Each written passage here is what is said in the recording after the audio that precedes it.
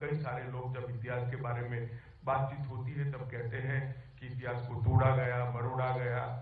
कभी वामपंथियों का नाम आता है, कभी अंग्रेजी मानसिकता वाले इतिहासकारों का नाम आता है, कहीं कांग्रेस को भी कोई लपेटे में लेता है। परंतु मैं अलग दृष्टिकोण से अब हमें कौन रोकता है। मैं आज इस मंच से इतिहास के विद्यार्थियों का और इतिहास को पढ़ाने वाले प्राध्यापकों का आह्वान करना चाहता हूं कि हमारे देश के गौरव को व्याख्यायित करे इस प्रकार से, कोई तोड़ मरोड़ करे बगैर वास्तवदर्शी गौरवमयी इतिहास की रचना अब हो सकती है या नहीं हो सकती। मेहनत कर रिसर्च कर हम क्या ऐसे 300 व्यक्तित्व ढूंढ सकते हैं जिन्होंने भारत को महान बनाया। एक गलत अवधारणा इतिहास से सर्जित हुई, जो इतिहास हम लोग पढ़े हैं, कि पहला साम्राज्य मुगल साम्राज्य बनने के बाद ही हुआ। ऐसा नहीं है। इस देश में कम से कम 30 ऐसे साम्राज्य हैं जिन्होंने 200 साल से ज्यादा राज किया और बहुत अच्छे तरीके से राज किया। वो मुंह जबानी बताया जा सकता है। क्या हमारे इतिहास के विद्यार्थी और प्राध्यापक इस पर रिसर्च कर लिख सकते हैं क्या? सन 57 के पहले और सन 57 के बाद कभी भी इस देश के किसी भी कोने ने अंग्रेजों को स्वीकारा नहीं है। एक एक इंच जमीन के लिए उनको संघर्ष करना पड़ा है, लड़ना पड़ा है। ये क्या संघर्ष नहीं है आजादी बरकरार रखने का, आजादी को बचाकर रखने का?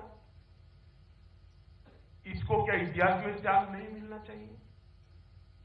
ढेर सारे ऐसे लोग थे जिन्होंने सन 57 की क्रांति के लिए कुछ न प्राप्त होने की स्थिति में भी ये लड़ाई लड़ी।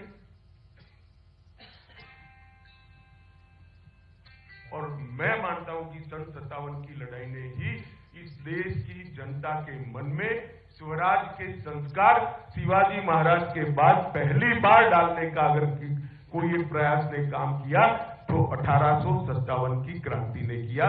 और वहीं से हमारी आजादी की लड़ाई की भूमिका वहीं से शुरू, इसकी नींव वहीं से डली गई। चाहे सशस्त्र क्रांति का इतिहास देखो या कांग्रेस का अहिंसक आंदोलन देखो, इसकी नींव ढूंढने जाएंगे तो 1857 की क्रांति के अंदर से ही निकलेगा। ये सब चीजों को समाहित करने की जिम्मेदारी, सच्चे ऐतिहासिक तथ्यों को देश की नई पीढ़ी के सामने रखने की जिम्मेदारी सिर्फ सरकार की नहीं हो सकती। मैं मानता हूं इतिहासकारों ने भी इसमें आगे आना चाहिए कि अगर सशस्त्र क्रांति की समांतर धारा न चली होती तो शायद कई दशक और लग जाते। समग्र देश के अंदर बंकिम चंद्र चट्टोपाध्याय ने सिर्फ वंदे मातरम लिखकर चेतना को जागरूक किया था। क्या इसका कोई योगदान नहीं है? समग्र देश के अंदर गदर पार्टी के पूरे प्रयासों ने अनेक जगह पे एक जबरदस्त चेतना की जागृति की, निर्माण भी किया था। चेतना, सुसुप्त चेतना को जागरूक भी किया और चेतना का निर्माण भी किया। क्या इसका कोई योगदान नहीं है? इतिहास के अंदर उसको इस प्रयासों का जो उचित सम्मान मिलना चाहिए था, दुर्भाग्य से नहीं मिला है। क्योंकि मैं राजनीतिक क्षेत्र में हूं, इससे ज्यादा इसकी मीमांसा करना नहीं चाहूंगा, क्योंकि वरना अकारण ही ये राजनीतिक विषय बनेगा। परंतु आजादी के बाद जिनकी जिम्मेदारी थी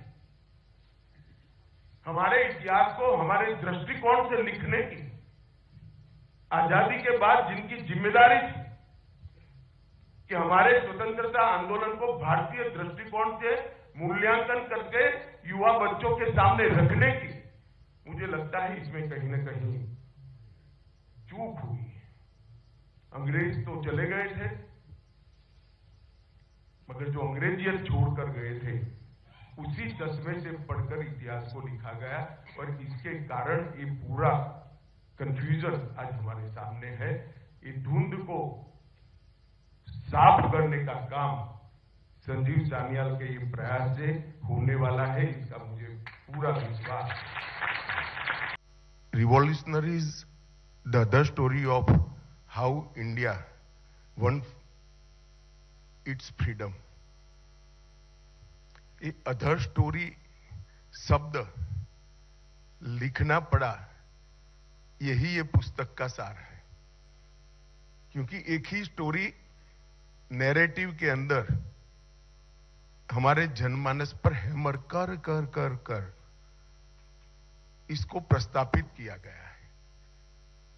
एक ही दृष्टिकोण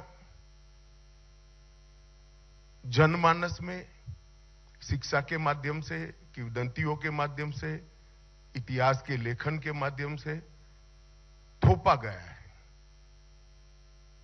जो दृष्टिकोण थोपा गया है, मैं ऐसा नहीं कहता कि अहिंसक आंदोलन का देश की आजादी में कोई योगदान नहीं है या वो इतिहास का हिस्सा नहीं।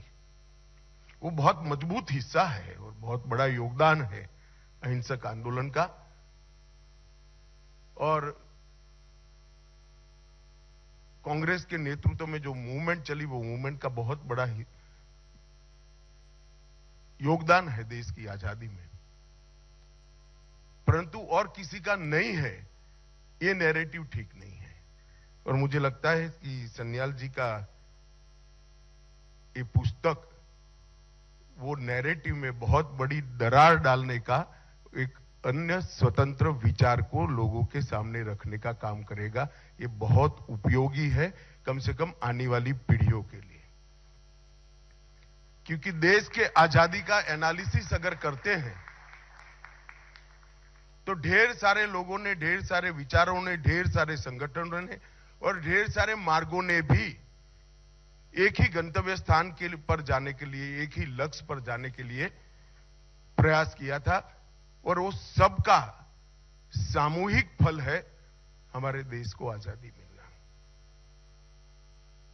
इतिहास को बारीकी से पढ़ना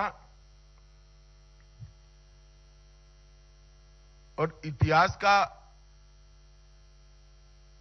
जो संदेश है वो आने वाली पीढ़ियों में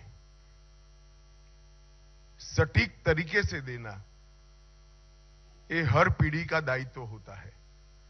और मुझे लगता है कि संजीव सान्याल ने अपने दायित्व का बहुत अच्छे तरीके से निर्वहन किया है और आने वाली पीढ़ी के लिए एक नए नैरेटिव की शुरुआत हो, एक रचना हो, इसके लिए एक पीठिका तैयार करने का काम संजीव सान्याल ने किया है। मैं संजीव भाई को बहुत बहुत धन्यवाद देता हूं।